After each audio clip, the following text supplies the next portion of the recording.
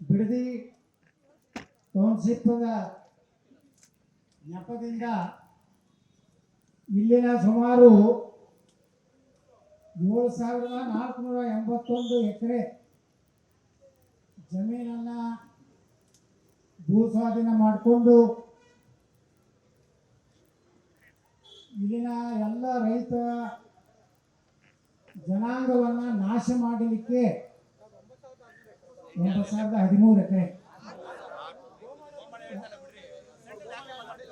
9,600 ಎಕರೆ ಅದನ್ನು ಮೊದಲು ಹಿಂದೆ ಮನವಿ ಕೊಟ್ಟಾಗ ಹಿಂದೆ ಲೆಕ್ಕ ಅಂಕಿ ಸಂಖ್ಯೆಗಳನ್ನು ಕೊಟ್ಟಾಗ 2,700 ಎಕರೆ ಗುಮ್ಮಾಳ ಈಗ 500 ಬಂದಿದೆ.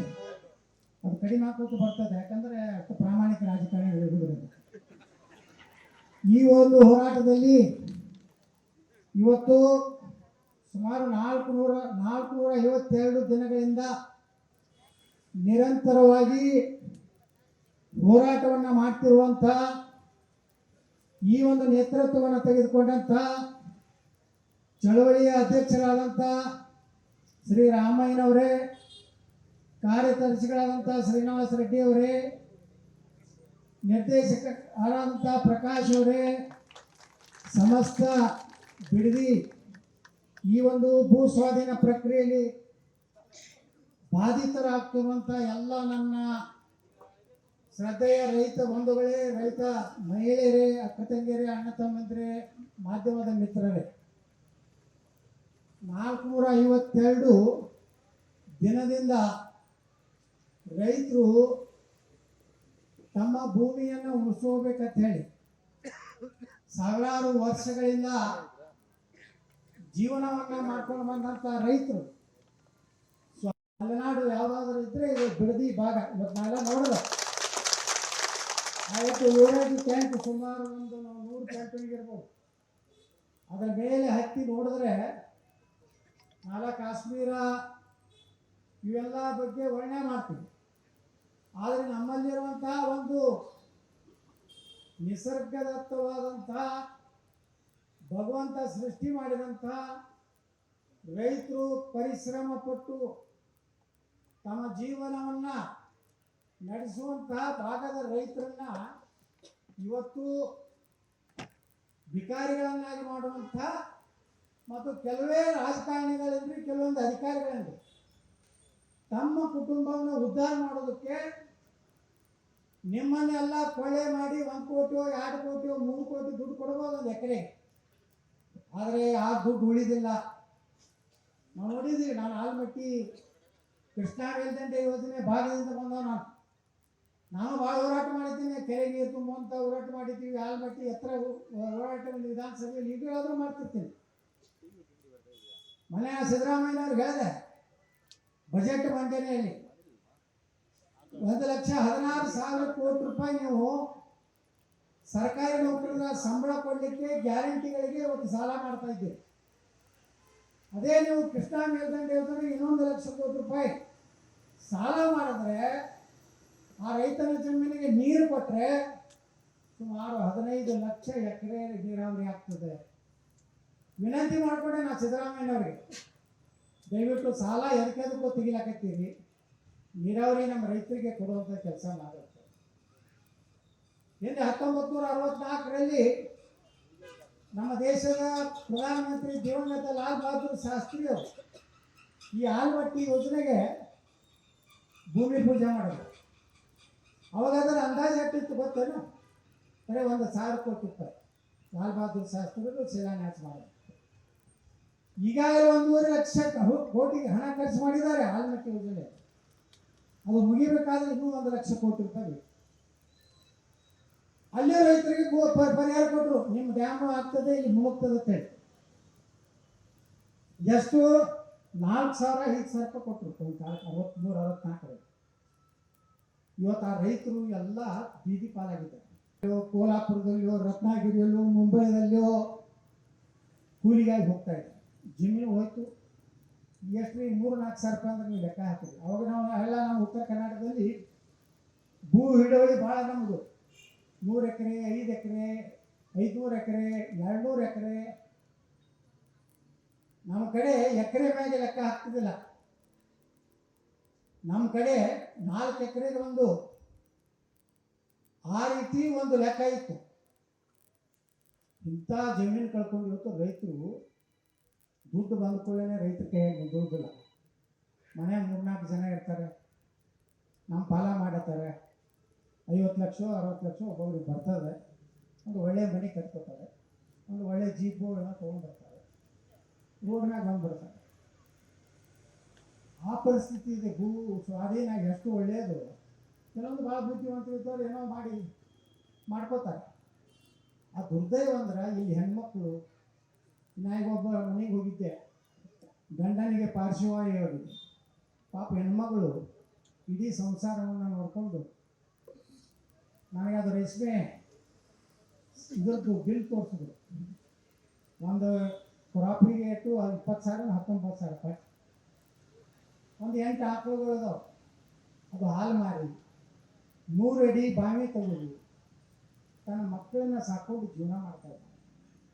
ಎಲ್ಲ ಕಡೆ ಹೆಣ್ಮಕ್ಳು ಇವತ್ತು ಬಂದು ಹೇಳಿದ್ರು, ನಮಗೇನು ಬೇಡ, ದುಡ್ಡು ಬೇಡ, ನಿಮ್ಮದು ಏನೂ ಸೌಲಭ್ಯ ಬೇಡ, ನಮ್ಮ ಭೂಮಿಯನ್ನು ಉಳಿಸ್ರಿ ಅನ್ನೋಂಥ ವಿನಂತಿ ಅನ್ನೋದು. ನಮಗೆ ಈ ರಾಜಕಾರಣಿಗಳು ಏನು ಮನುಷ್ಯತ್ತಿದೆಯೋ ಇಲ್ಲೋ ಗೊತ್ತಿಲ್ಲ.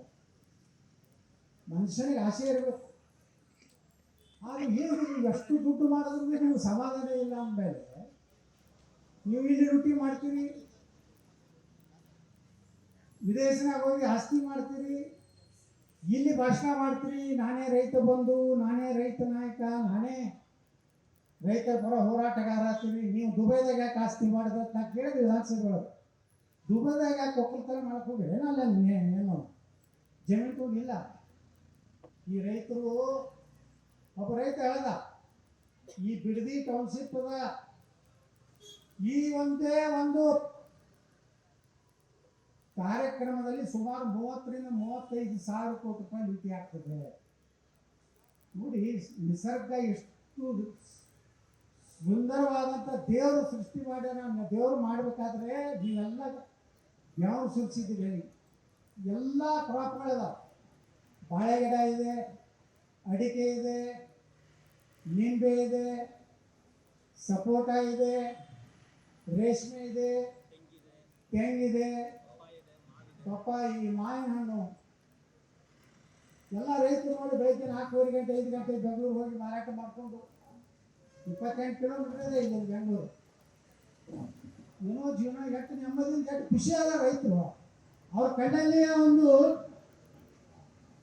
ನೋಡಿಬಿಟ್ರೆ, ಕಣ್ಣಲ್ಲಿ ಕಣ್ಣು ಹಾಕಿ ರೈತರು ನೋಡಿದ್ರೆ ನಾವು ದುಡುಕ್ತಿತ್ತಾ ಇದ್ದೀವಿ, ನಾವು ಸ್ವಾಭಿಮಾನದಿದ್ದೀವಿ ಅನ್ನೋಂಥದ್ದು ಬಿಡದಿ ರೈತರ ಒಂದು ಕಣ್ಣಿನಲ್ಲಿ ಬರುವಂಥ ಒಂದು ಆಚಾರ. ಅದನ್ನು ಹಾಳಾಗ ಹೋಗಿರಲ್ಲ, ಅವ್ರ ಕಣ್ಣಿನಲ್ಲಿ ನೀರು ತರ್ತಾ ಇದ್ದೀರಲ್ಲ.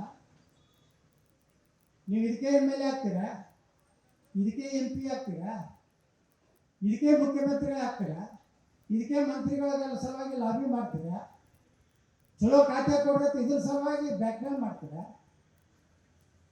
ನಾನು ಎಮ್.ಎಲ್.ಎ ಇದ್ದೇನೆ, 3 ಸಲ ಎಮ್.ಎಲ್.ಎ ಆಗಿದ್ದೇನೆ, 2 ಸಲ ಲೋಕಸಭೆಗೆ ಹೋಗಿದ್ದೀನಿ, ಒಮ್ಮೆ ವಿಧಾನ ಪರಿಷತ್ನಲ್ಲಿ ಪಕ್ಷೇತರ ಹಾಕಿ ಬಂದೀನಿ. ಒಂದು ಜಮೀನು ರೈತರದ್ದು ಅಕ್ರಮವಾಗಿ ನಾ ತಗೊಂಡಿಲ್ಲ. ನಮ್ಮ ದೇವ್ರ ಸಾಕ್ಷಿಯಾಗಿ ನಾನು ಒಂದು ದೊಡ್ಡ ಗೋಶಾಲೆ ಮಾಡಿದ್ರು. ಸುಮಾರು 1500 ಗೋಗಳದ ನಾವೆಲ್ಲ ದೇಶಿದ್ರಿ. ನಾನು ರೈತರ ಮಗ. ದಿನಾನು ಬಿಜಾಪುರಾಗಿದ್ದರೆ ನಾನು ಗೋಶಾಲೆಯಲ್ಲಿ ಇರ್ತೀನಿ. ಅಲ್ಲಿ ವಿಭೂತಿ, ಕುಂಕುಮ, ಕರ್ಪೂರ, ಬೆಣ್ಣೆ, ತುಪ್ಪ, ಮಜ್ಜಿಗೆ, ರೈತರಿಗೆ ಪಂಚಗವ್ಯ, ಎರೆಹುಳು ಗೊಬ್ಬರ, ಸಾಬೂನು ಎಲ್ಲ ನಮ್ಮ ಗೋಶಾಲೆಯಲ್ಲಿ ಇವತ್ತು ತಯಾರು ಮಾಡ್ತಾರೆ. ನಮಗೆ ನೆಮ್ಮದಿ ಎಲ್ಲಿ ಸಿಗ್ತದೆ? ನಾ ಎಷ್ಟು ಲೂಟಿ ಮಾಡಿ ಎಷ್ಟು ಶ್ರೀಮಂತ ಆದ್ರೂ ಆ ಹೊಲದಾಗ ಹೋದಾಗಿನ ನೆಮ್ಮದಿ, ಆ ಶಾಂತ ಬಹುಶಃ ಜಗತ್ತಿನಲ್ಲಿ ಯಾವ 5 ಸ್ಟಾರ್ ಹೋಟೆಲ್ನಲ್ಲಿ ಸಿಗೋದಿಲ್ಲ. ಎದ್ರ ಸಲುವಾಗಿ ಎಲ್ಲ ಹಾಳು ಮಾಡ್ತಾ ಇದ್ದೀನಿ. ಇಂಥ ಸೃಷ್ಟಿ ಸೌಂದರ್ಯ ದುರ್ದೈವ. ವಿಧಾನಸಭೆಯಲ್ಲಿ ಹೇಳ್ತಾರೆ ಬರಡು ಜಮೀನಿದೆ. ಇವ್ರು ಏನು ಮಾನ ಮರ್ಯಾದೆ ಇಜ್ಜತ್ತ ಅಬ್ರು ಗಬ್ರು ಏನು ಕಣ್ಣಿಗೆ ಕಾಣಿಸೋದಿಲ್ಲ. ಇದು ಬಂದು ಹೋಗ್ಬೇಕು, ಎಲ್ಲ ಕಡೆ ನೋಡ್ಬೇಕು, ಹಳ್ಳಿಯಲ್ಲಿ ಹೋಗ್ಬೇಕು. ಹೇಳ್ತಾರೆ. ಮಾನ್ಯ ಮುಖ್ಯಮಂತ್ರಿಗಳು ಹೇಳ್ತಾರೆ ತಮ್ಮ ಕ್ಷೇತ್ರದಲ್ಲಿ ನಿನ್ನೆ ರೈತರು 1 ಇಂಚ್ ಜಮೀನು ಕೊಡಬಾರ್ದು. ಹಾಗಾದ್ರೆ ಬಿಡದಿಯವ್ರು ಯಾಕೆ ಕೊಡಬೇಕು?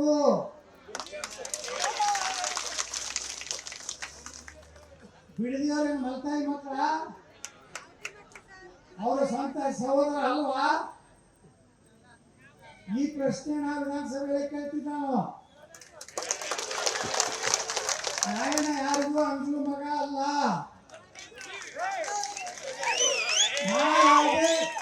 ರೈತರ ಮಾರಣ ಹೋಮ ಮಾಡಿ ವಿಧಾನಸಭೆ ಮನೆ ಬಂಗಾರ ಮನೆ ಕಟ್ಟುವಂತ ನಾಲಾಯಕ ರಾಜಕಾರಣಿ ನಾವು.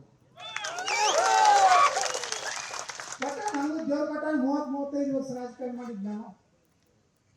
ನೇರವಾಗಿ ಮಾತಾಡ್ತಿದ್ದೆ, ನೇರವಾಗಿನೇ ಪ್ರಶ್ನೆ ಕೇಳ್ತಿದ್ದೆ. ನಾ ಯಾರಿಗೂ ಬಿಟ್ಟಲ್ಲ. ಯಾಕೆ ನಾವು ಜನರು ನಾನು ಜನಪ್ರತಿನಿಧಿ. ನೀವೆಲ್ಲ ಓಟ್ ಹಾಕಿದಾಗ ಮೇಲೆ ಆಗಿನ ಮ್ಯಾಗಿನವ್ರು ಟಿಕೆಟ್ ಕೊಟ್ಟಾಗ ನನ್ನ ಮಗ ಮುಖ್ಯಮಂತ್ರಿ ಸಪೋರ್ಟ್ ಮಾಡೋ ಮಗ ಅಲ್ಲ. ನಾ ಯಾಕೆ ಮಾಡಬೇಕು? ನಾ ರೈತರ ಪರವಾಗಿ ನಿಲ್ತೀನಿ. ನನ್ನ ಕ್ಷೇತ್ರದಾಗ ಅನ್ಯಾಯ ಆದ್ರೂ ಇದೇ ರೀತಿ ಮಾತಾಡಿದ್ದಕ್ಕೆ ನಾನು ಹುಚ್ಚಾಟನೆ ಆಗಿದೆ. ಹಾಗೆ ಹುಚ್ಚಾಟನೆಯಿಂದ ಬಿಟ್ಟಿ ಕಟ್ಟು ಮನೆ ಕೊಟ್ಟರು ಮಗ ಅಲ್ಲ. ನಾನು ಇಲ್ಲಿ ಬಂದಿದ್ದು ಕೇವಲ ಒಂದು ಭಾಷಣ ಮಾಡಿ ನಿಮ್ಮ ಬೆಂಬಲ ಗಳಿಸಿ ಹೋಗ್ಲಿಕ್ಕೆ ಬಂದಿಲ್ಲ, ಮತ್ತು ದೇವರ ಸಾಕ್ಷಿಯಾಗಿ, ಆ ಕಾಲ ಭೈರವನ ಸಾಕ್ಷಿಯಾಗಿ ಈ ಯಾವುದೇ ಪ್ರಕರಣದಲ್ಲಿ 1 ರೂಪಾಯಿ ತಿನ್ಬೇಕನ್ನುವಂತಹ ನಾಲಾಯಕ ಕೆಟ್ಟ ಹೊಲಸು ಮನುಷ್ಯ ನಾನು ಅಲ್ಲ. ಒಬ್ಬ ರಾಜಕಾರಣಿ, ಬಿಜೆಪಿ ರಾಜಕಾರಣಿ, ಹಿರಿಯ ರಾಜಕಾರಣಿ ಮುಂಜಾನೆ ನನಗೆ ವಿಜಯನಗರ ಪಾಸ್ ಆಗ್ತೈತೆ ಫೋನ್ ಬಂತು.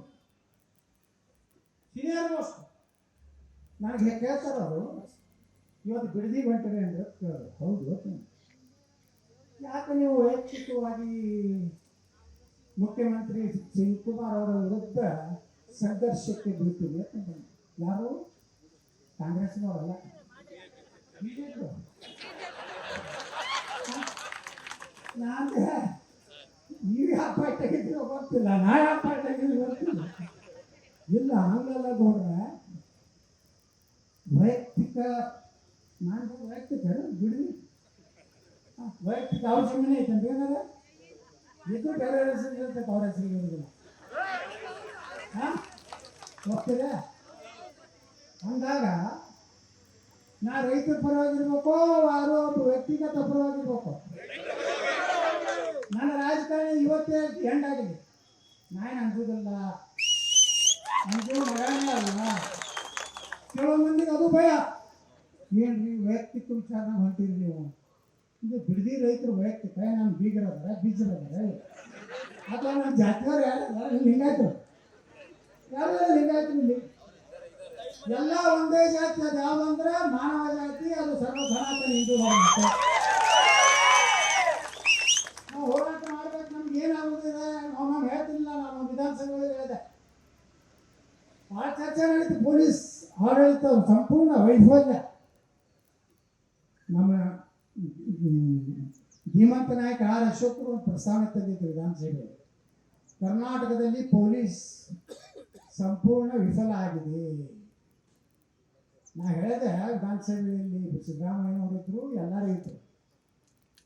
ಏನೂ ಮಾಡಬೇಕ್ರಿ, ಏನು 224 ಮಂದಿ ನಾವು ಕೊಟ್ಟಿವಲ್ಲ, ಪೊಲೀಸರು ಟ್ರಾನ್ಸ್ಫರ್ನವ್ರು ನೀವು ರೊಕ್ಕ ತಿಂದಿಲ್ಲ ಅಂದ್ರೆ ತಾನೇ ಸುಳ್ಳ.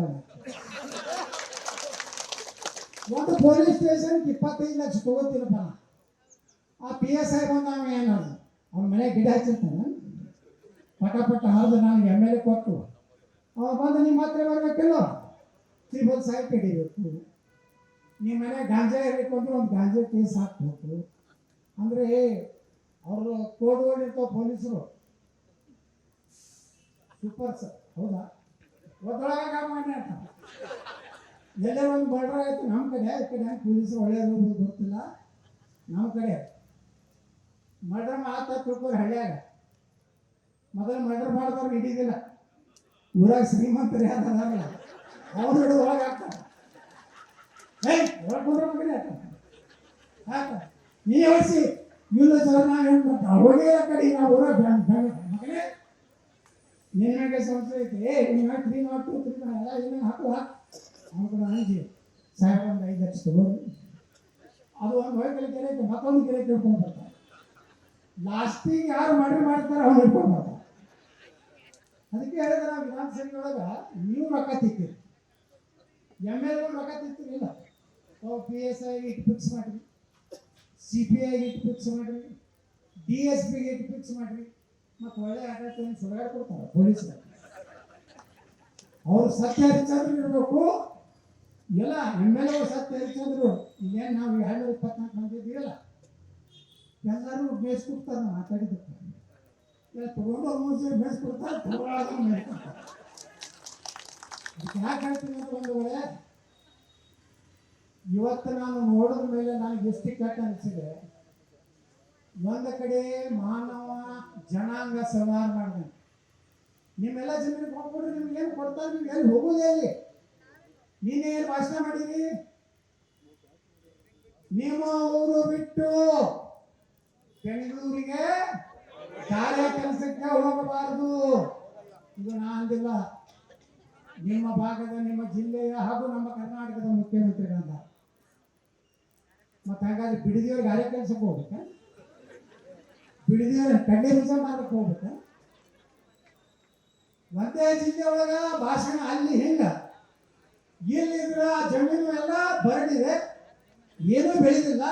ವಿಧಾನಸಭೆಯೊಳಗೆ ಇಲ್ಲಿ ನಮ್ಮ ನಾಯಕರುಗಳು ಬರ್ತಾರ, ಬಂದು ಭಾಷಣ ಮಾಡ್ತಾರೆ. 1 ಇಂಚ್ ಜಾಗ ಬಿಡಬೇಡ್ರಿ, ನಾವು ನಿಮ್ಮ ಜೊತೆಗಿದ್ದೀವಿ, 24 ತಾಸು ಕರೀರಿ ಬರ್ತೀವಿ. ವಿಧಾನಸೌಧದ ಹೋಗಿ ಏನ್ ಮಾತಾಡ್ತಾರೆ? ನೀವು ಬೆಂಬಲ ಕೊಡ್ತೀವಿ, ನೀವು ಮಾಡ್ರಿ, ನಮ್ಮ ಸರ್ಕಾರ ಮಾಡ್ಕೊಂಡು ನಾವು ಮಾಡ್ತೀವಿ. ಹಂಗಾದ್ರೆ ಇಲ್ಲ, ನಾವೇನೋ ಹುಟ್ಟಿಸಿ ಹೇಳಕತ್ತೀವಿ ನಾವು. ಇದೇ ಪ್ರಶ್ನೆ ವಿಧಾನಸಭೆಯೊಳಗ ಅಲ್ಲಿ ಅಂದವ್ರಿಗೆ ಅಲ್ಲಾದವ್ರು ಇಬ್ಬರಿಗೆ ಎಲ್ಲರಿಗೂ ನಾ ಕೇಳ್ತೀನಿ. ನಾ ಏನು ಕೇಳ್ತೀನಿ, ಒಮ್ಮೆ ಜಂಗಿ ನಿಕಾಲಿ ಕುಸ್ತಿ ವಿಧಾನಸೌಧದಾಗ ಆಗಿ ನಾ ಇಷ್ಟೇ ಹೇಳ್ತೀನಿ. DK ಶಿವಕುಮಾರ್ ಮಾನ್ಯ ಮುಖ್ಯಮಂತ್ರಿಗಳಿಗೆ ನಿಮ್ಮ ಕೊನೆಯ ಆಸೆ ಏನಿತ್ತು? ಮುಖ್ಯಮಂತ್ರಿ ಆಗ್ಬೇಕಂತ ಆಗಿರಪ್ಪ. ಇನ್ನು ಮ್ಯಾಗಾರ ಬಿಡ್ರಪ್ಪ, ಇನ್ನು ಮ್ಯಾಗಾರ ಬಿಡ್ರಿ. ಪಾಪ ಜೀವನ ಮಾಡ್ಕೊಂಡು ಹೋಗ್ಲಿ ರೈತರು, ಅವ್ರ ಮನೆಗೆ ಯಾಕೆ ಹೋಗ್ತೀರಿ? ಇದನ್ನೇ ಕೇಳ್ತೀನಿ DK ಶಿವಕುಮಾರ್. ನನಗೇನು ಅನಿಸ್ತಿಲ್ಲ, ಉಳಿದವರು ಅನಿಸಿದ್ರೆ ನನ್ನ ಮೈ ಮೇಲೆ ನಾನೇನು ನಮ್ದು ಮಗ ಅಲ್ಲ. ನನಗೊಂದು ಹೇಳಿದ್ರೆ, ಮಿಸ್ಟರ್ ರತ್ನ, ನೀನು ನನ್ನ ಪಕ್ಷದಾಗಿದ್ದು 1 ಮಿನಿಟ್ನಾಗ ಒಬ್ಬರಿಗೆ ಹಾಕ್ತೀನಿ.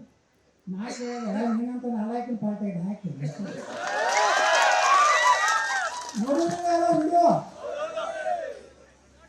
ನಾ ಇಲ್ಲಿ ಬಂದಿದ್ದು ಪ್ರಾಮಾಣಿಕವಾಗಿ ದೇವರ ಸಾಕ್ಷಿಯಾಗಿ, ಭಗವಂತನ ಸಾಕ್ಷಿಯಾಗಿ ನಿಮಗೆ ನನ್ನ ಆತ್ಮದಿಂದ ಬೆಂಬಲ ಕೊಡ್ಲಿಕ್ಕೆ ಬಂದಿದ್ದೀನಿ, ನಾಟಕ ಮಾಡ್ಲಿಕ್ಕೆ ಬಂದಿಲ್ಲ.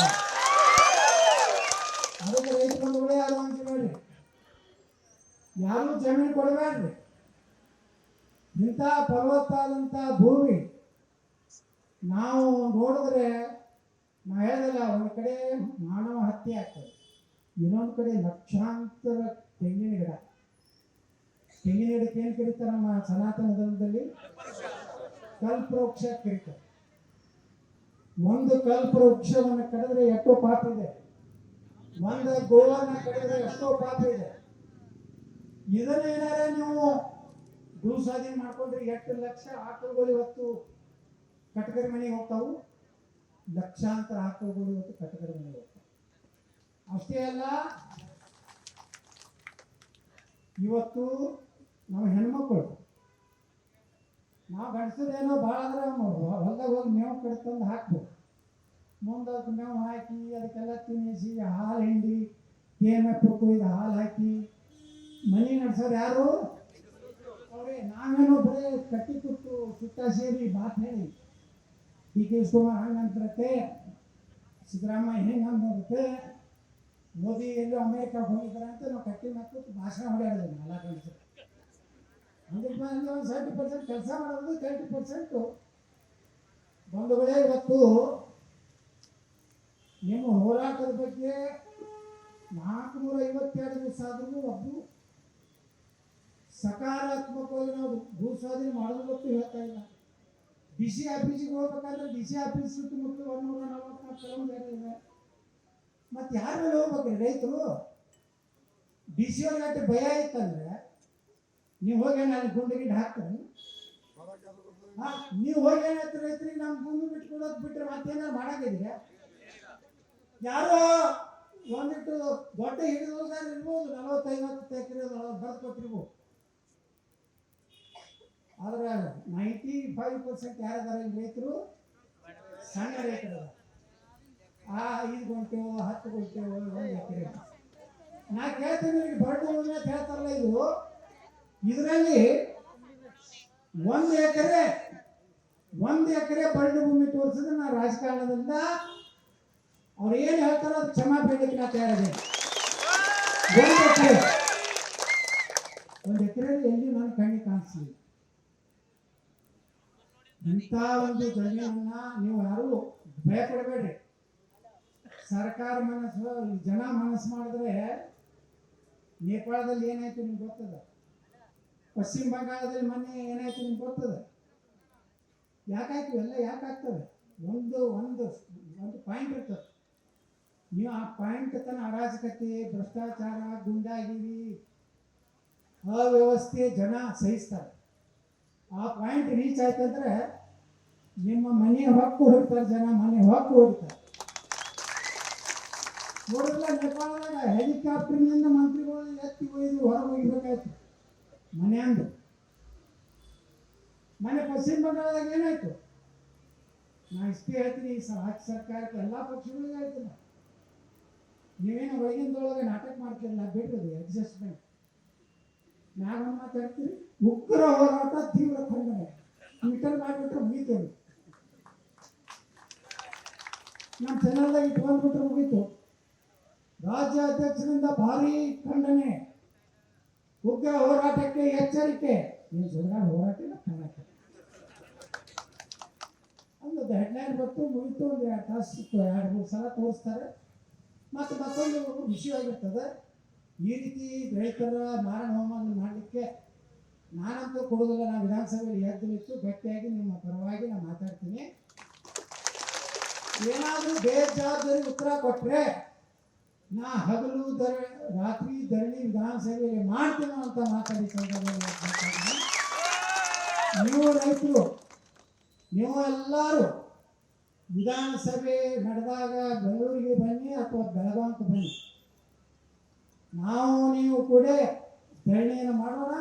ನಮಗೇನು ಗುಂಡು ಹಾಕ್ತಾರೋ, ಲಾಠಿ ಚಾರ್ಜ್ ಮಾಡ್ತಾರೋ, ಮತ್ತೇನೇನು ಮಾಡ್ತಾರೋ ಮಾಡಲ್ಲ. ಯಾರು ಗುಂಡು ಹಾಕದವರು, ನರಗುಂದ ಬಂಡಾಯ ಆದಾಗ ರೈತರ ಮೇಲೆ ಹಾಕದವರು ಸರ್ಕಾರ ಉಳ್ಳೋಗಿದ್ದು ಉದಾಹರಣೆ ಕರ್ನಾಟಕದಾಗಿದೆ. ಅದಕ್ಕೆ ರೈತರ ಮೇಲೆ ಲಾಠಿ ಚಾರ್ಜ್ ಮಾಡೋದಾಗಲಿ, ಇಲ್ಲಿ ನೋಡಿ ಎಲ್ಲ ಜನಾಂಗದ ರೈತರದ ಎಷ್ಟು ಕುಟುಂಬಗಳು ನಡೀಲಾಕತ್ತವೆ. ಅದಕ್ಕೆ ಇನ್ನಾದರೂ ನಮ್ಮ ಹೆಣ್ಮಕ್ಳು ಬಳಿ ಸಹಿತ ನಾನು ನೋಡಿದೆ, ಎಷ್ಟು ಪಾಪ ಕಣ್ಣಲ್ಲಿ ಅವ್ರ ನೀರು ಇಲ್ಲ. ನಾವು ಮುಂದೆ ಏನು ಮಾಡಬೇಕು, ಮುಂದಿನ ನೋಡಿ ಅವ್ರಿಗೆ 10 ಕೋಟಿ ಎಕರೆ ಕೊಡ್ತೀನಿ ಅಂದ್ರೂ ತಯಾರಿಲ್ಲ. 10 ಕೋಟಿ ಇವತ್ತು 1 ಎಕರೆ ಕೊಡ್ತೀನಿ ಅಂದ್ರೆ ತಯಾರಿಲ್ಲ. ನಮ್ಮ ತಿಂಗಳಿಗೆ 10,000 ರೂಪಾಯಿ ಸಾಕು, ನಾವು ನೆಮ್ಮದಿಯಿಂದ ಸುಖದಿಂದ ಜೀವನ ಮಾಡ್ತೀವಿ ಅಂತ ಕಲ್ಪನೆ ಬಿಡಗಿ ಭಾಗದ ರೈತರು ಬಂದಿದೆ. ಮುಂದಿನ ದಿವಸದಲ್ಲಿ ನಿಮ್ಮ ಹೋರಾಟ ಇವತ್ತು 452ನೇ ದಿವಸ. ಇದನ್ನ ನಾ ಜಿಲ್ಲಾಧಿಕಾರಿಗಳಿಗೆ ಹೇಳಕ್ಕೆ ಬಯಸ್ತಾ ಇದ್ದೀನಿ. ಜಿಲ್ಲಾಧಿಕಾರಿಗಳೇ, ನೀವು ಬರೀ ಜಿಲ್ಲಾಧಿಕಾರಿಗಳ ಕಚೇರಿ ಕುಂಡ್ರಬೇಡ್ರಿ, ಪ್ರತಿಯೊಂದು ಹಳ್ಳಿಗೆ ಹೋಗ್ರಿ, ಜನರ ಅಭಿಪ್ರಾಯ ತಗೋರಿ. ಯಾರೋ 8-10 ಮಂದಿಯನ್ನು ಕರೆದು ಅವ್ರ ಕಡೆ ಒಪ್ಪಿಗೆ ಪತ್ರ ತಗೊಂಡು ಇಡೀ ಎಲ್ಲ ರೈತರು ಒಪ್ಪಿಸುವಂತ ಮೋಸದ ಆಟ ನೀವು ಮಾಡಬೇಡ್ರಿ ಜಿಲ್ಲಾಧಿಕಾರಿಗಳೇ. ಅಲ್ಲಿ ಒಂದು ಹೆಣ್ಮಗಳು ಅಂಗವಿಕಲ ಹೆಣ್ಮಗಳು ಯಾರು ಸುಜಾತ ರಾತ್ರಿ ಬಂದು ಅವ್ರ ಮೇಲೆ ಗುಂಡಾಗಿರಿ ಮಾಡ್ತಾರೆ. ಪಾಪ ಪಾರ್ಶ್ವವಾಯಿಯಾಗಿ ಗಂಡ ಅವನಿಗೆ ಹೊಡಿತಾರೆ, ಕುರ್ಚಿಗೆ ಹೊಡಿತಾರೆ, ಆ ಹೆಣ್ಮಕ್ಳಿಗೆ ಹೊಡಿತಾರೆ. ಅಂದ್ರೆ ಇದು ಎಲ್ಲಿ ಬರ್ತಂತ? ಇದು ಬಿಹಾರದಾಗ ಐತಲ್ಲ, ಇದು ಕರ್ನಾಟಕನೂ, ಇದು ಪಶ್ಚಿಮ ಬಂಗಾಳ ಐತಲ್ಲ. ಇದು ಯಾಕಂದ್ರೆ ರೈತರು ನಾ ಕೊಡೋದಿಲ್ಲ ಅಂದ್ರೆ ಅವನ ಮ್ಯಾಗ ನೀವೇನು ಒತ್ತಾಯ ಮಾಡಲಿಕ್ಕೆ ಬರೋದಿಲ್ಲ.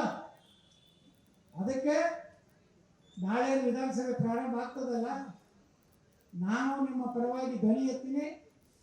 ನೀವು ಎಲ್ಲರೂ ಗಟ್ಟಿಯಾಗಿ ವಿಧಾನಸಭೆಗೆ ಬರ್ರಿ.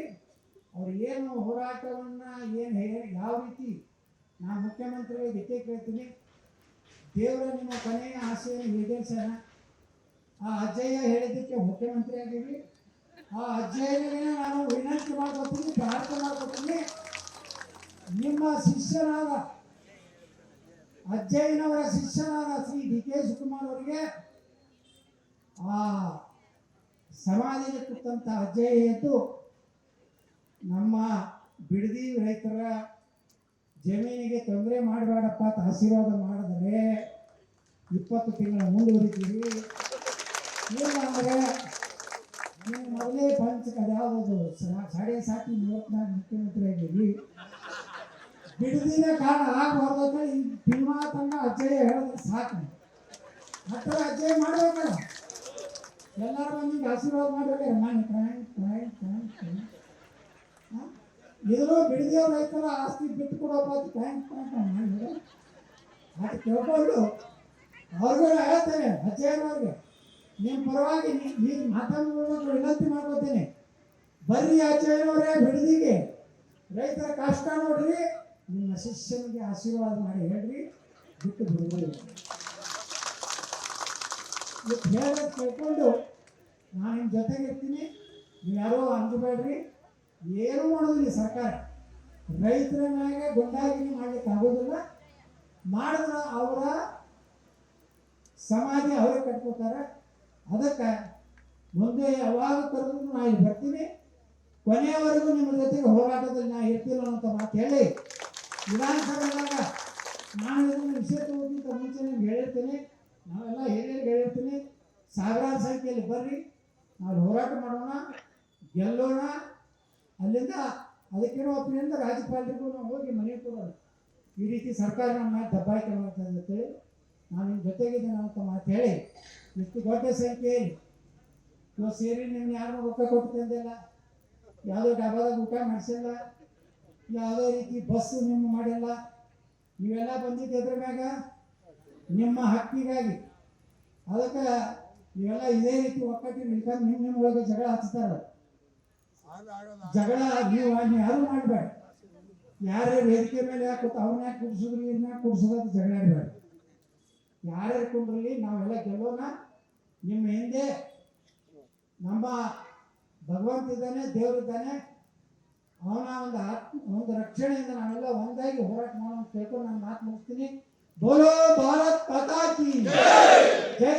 ರೈತರ ಹೋರಾಟಕ್ಕೆ, ರೈತ ಜನಪರ ಹೋರಾಟಕ್ಕೆ ಬಿಡ್ಲೇಬೇಕು, ಬಿಡ್ಲೇಬೇಕು, ಬಿಡ್ಲೇಬೇಕು, ಬಿಡ್ಲೇಬೇಕು. ನಮ್ಮ ಹಕ್ಕು, ನಮ್ಮ ಹಕ್ಕು. ಜೈ. ನ್ಯೂಸ್ ಫಸ್ಟ್, ನಿರ್ಭೀತಿಯಿಂದ ನಿಮ್ಮ ಪರವಾಗಿ.